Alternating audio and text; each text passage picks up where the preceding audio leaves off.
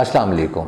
आज मैं आपसे एक ऐसे शख्स की स्टोरी शेयर करने जा रहा हूँ जिसके साथ वाकई ही ऐसा हुआ कि उसकी ज़िंदगी भर की जमा पूंजी एक गलती से उड़ गई, ज़ाया हो गई, ख़त्म हो गई। आपको बताता हूँ वो स्टोरी क्या है। मकसद नेगेटिविटी नहीं होता इन स्टोरीज़ का, मकसद सिर्फ ये होता है कि आपको भी एक्सपीरियंस हो जाए और आपके साथ एग्जैक्टली उस किस्म का फ्रॉड कोई ना करे। इसमें कोई भी ऐसा एलिमेंट नहीं होता कि किसी को बुरा कहा जाए, सारे प्रॉपर्टी डीलर्स को बुरा कहा जाए, सारे डेवलपर्स को बुरा कहा जाए।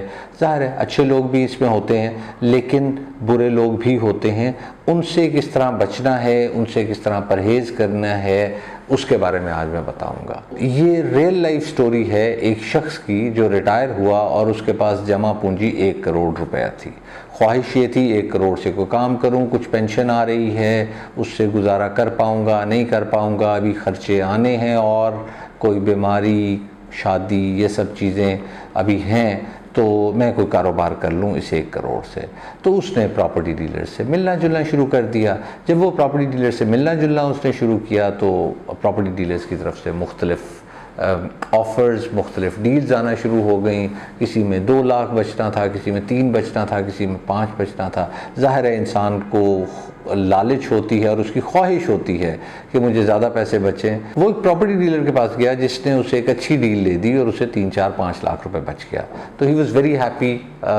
उसने उसे ट्रस्ट करना शुरू कर दिया, एतमाद आ गया कि मैं इस कारोबार से कमा सकता हूँ। तो उसी प्रॉपर्टी डीलर के साथ उसने बैठना शुरू कर दिया और ऑप्शंस डिस्कस करनी शुरू कर दी।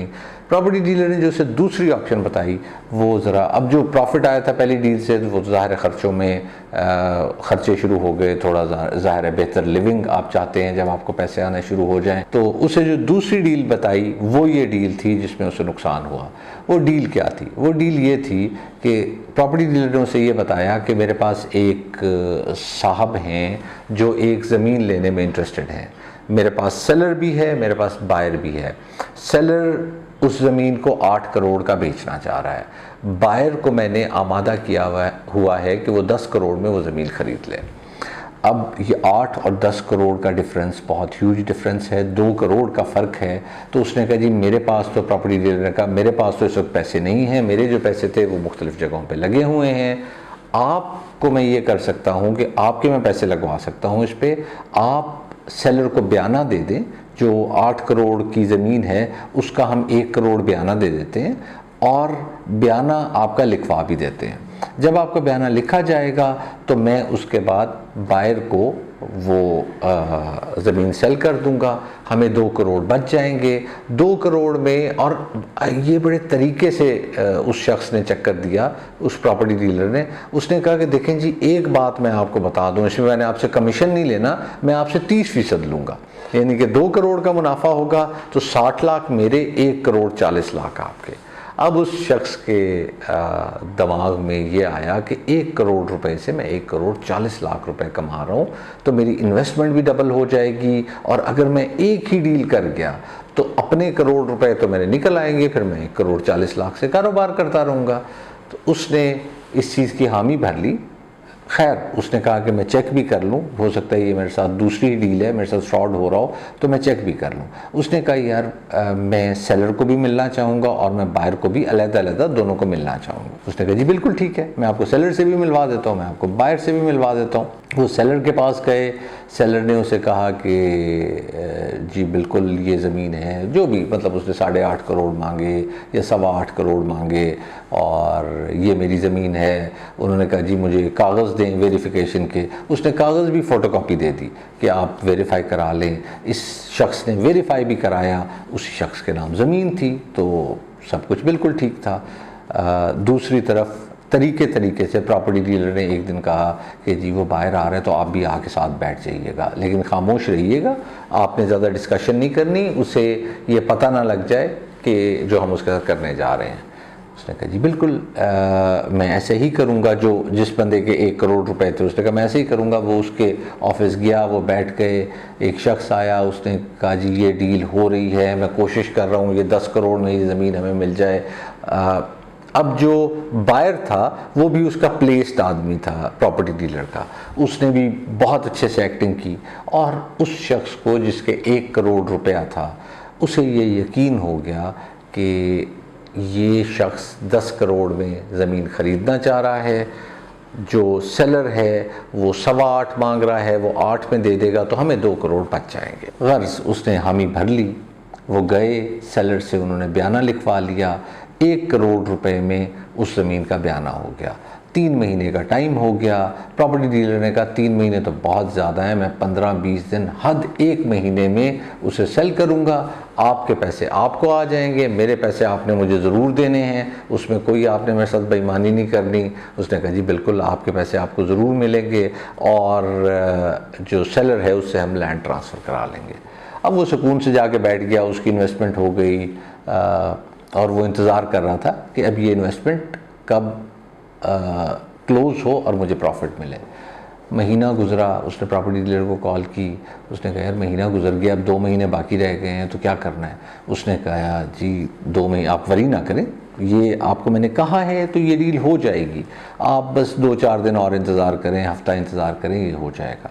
हफ़्ता फिर गुज़रा, वो उसके ऑफिस गया, उसने कहा यार इसे क्लोज़ करो, मेरा 1 करोड़ रुपया बयाने में गया हुआ है तो इसे हम जल्दी जल्दी ख़त्म करें। उसने कहा जी वो बंदा शहर से बाहर है, या इस तरह के बहाने जैसे होते हैं हम सब लोगों से किए जाते हैं, उस तरह का कोई बहाना किया और टाइम गुजरना शुरू हो गया। अब जब 2 महीने गुजरे तो वो शख्स परेशान हुआ। उसने कहा कि क्या हुआ है, और प्रॉपर्टी डीलर कभी मिल रहा था उससे, कभी नहीं मिल रहा था। वो गया, उसने उस ज़मीन पे वेरीफाई किया, तो जब उसने वेरीफाई किया तो उस बेचारे को पता लगा मेरे पैसे डूब चुके हैं। उसने जब वेरिफिकेशन की तो वो ज़मीन ज़री ज़मीन थी और उसकी वैल्यू को तकरीबन 5.5-6 करोड़ थी। अब उसे समझ आ गई कि मैं 5.5-6 करोड़ की ज़मीन ले चुका हूँ, 8 करोड़ में 1 करोड़ दे चुका हूँ, और अब मेरे 1 करोड़ डूब जाएंगे या फिर मुझे पूरे पैसे देने होंगे और वो ज़मीन अपने नाम ट्रांसफ़र करानी पड़ेगी। आपका एक सवाल यहाँ हो सकता है कि उसने ये पहले वेरीफाई क्यों नहीं किया। देखिए बहुत सी ज़मीनें ऐसी होती हैं जिनका आपको टेंटेटिव रेट भी मिलना मुश्किल होता है। मैं अगर बात करूँ लेट से, एक तो ज़री ज़मीन में ऐसा होता है, एक आपके कुछ ऐसे इलाके होते हैं जो टोटली डेवलप्ड होते हैं। लाहौर की अगर मैं बात करूं तो गुलबर्ग का एरिया, गुलबर्ग के एरिए में आपके street to street rate vary कर रहा होता है। 6 महीने पहले एक डील हुई होती है या 3 महीने पहले उस स्ट्रीट में एक डील हुई होती है, बाज़ दफ़ा साल डील नहीं हुई होती, तो कोई उसका रेट डिटर्मिन नहीं हो सकता। इसी तरह एग्री लैंड में भी रेट डिटर्मिन करना मुश्किल होता है। और दूसरी बात, उसने उस प्रॉपर्टी डीलर पे एतमाद कर लिया। उसने कहा कि 10 करोड़ का बायर है, 8 करोड़ इसकी जस्टिफाइड, मतलब मुझे कंफर्म करने की ज़रूरत क्या है, ये 8 करोड़ की ज़मीन होगी तो 8 करोड़ से 10 करोड़ की हम बेच देंगे।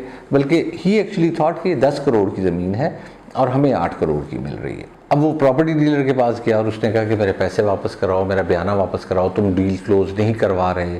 उसने कहा जी अब हुआ ये है कि वो जो बायर है वो बैकआउट कर गया है और अब हमारी मजबूरी आ गई है, हमें ज़मीन उठानी है। इस ज़मीन उठाने के लिए किस तरह पैसों का बंदोबस्त करें। अब उसे पता था कि 1 करोड़ रुपए उसके पास टोटल था, अगर बहुत भी उधार ले लेगा तो करोड़ रुपए का ले लेगा, तो 8 करोड़ तो दिए नहीं जा सकते, और अगर 8 करोड़ देगा तो 2 करोड़ उसके 1 करोड़ की जगह 2 करोड़ या 2.5 करोड़ डूब जाएंगे।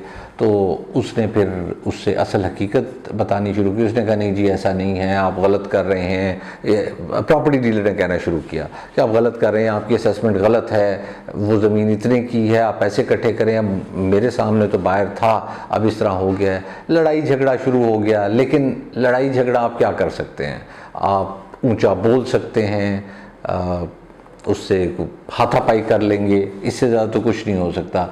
क्योंकि इस केस में आप ना कोर्ट जा सकते हैं, ना आप पुलिस वालों के पास जा सकते हैं कि मेरे साथ धोखा हो गया।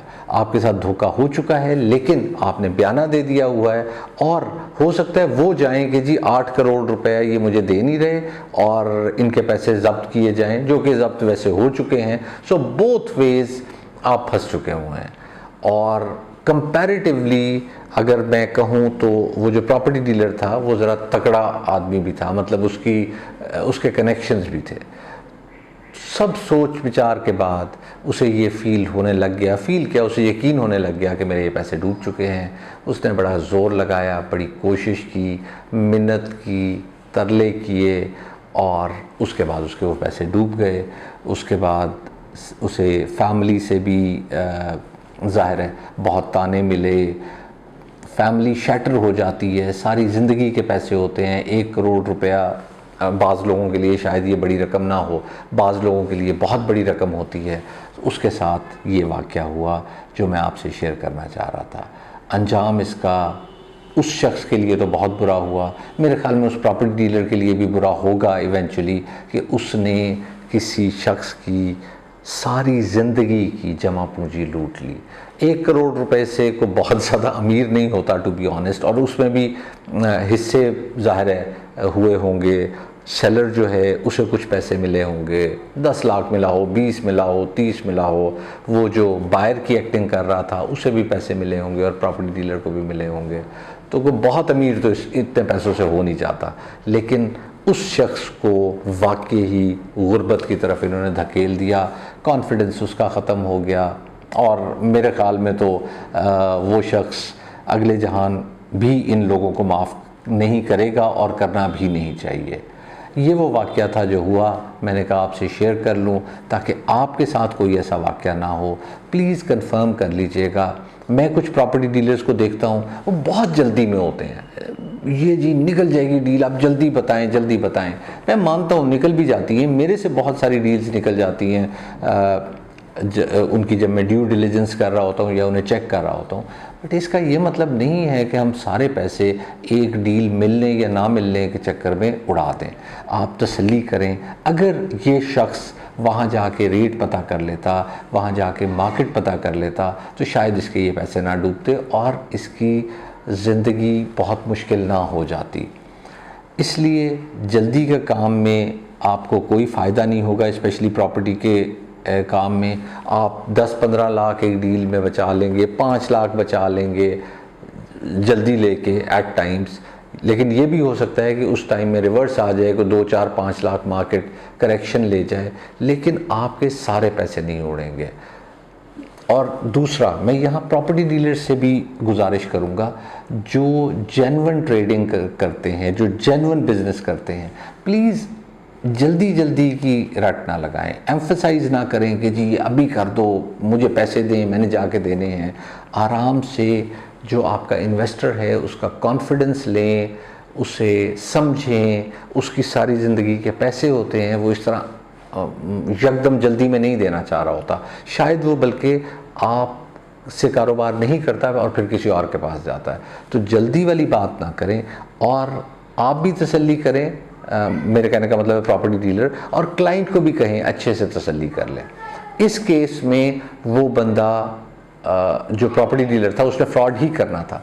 लेकिन अगर बाकी प्रॉपर्टी डीलर्स ये जल्दी जल्दी की कहानी ना डालें तो वो प्रॉपर्टी डीलर फ़ौरन एक्सपोज हो जाता। हम जनरली सारे property dealers, I am not in real estate, लेकिन जो सारे प्रॉपर्टी डीलर्स हैं वो जल्दी जल्दी की रट लगाते हैं। तो उसने कहा कि ये भी जल्दी कह रहा है तो जल्दी हमें कर लेनी चाहिए। ले जी, आज की वीडियो ये थी। मेरे ख्याल में मैंने आपको बता दिया कि आपको एक पॉसिबल जो फ्रॉड या पैसे खाने का तरीका है वो ये भी हो सकता है। ज़्यादा नहीं हुआ अभी, इसीलिए हाईलाइट कर रहा हूँ कि आपके साथ ना हो जाए और लोग ना करना ये शुरू कर दें। और एक शख्स का तो मुझे पता चला, लेकिन ज़्यादा लोगों के साथ ये ना हो जाए, वो मैंने शेयर कर लिया। अब मुझे इजाज़त दीजिए, दुआ में याद रखिएगा। अल्लाह हाफ़िज़।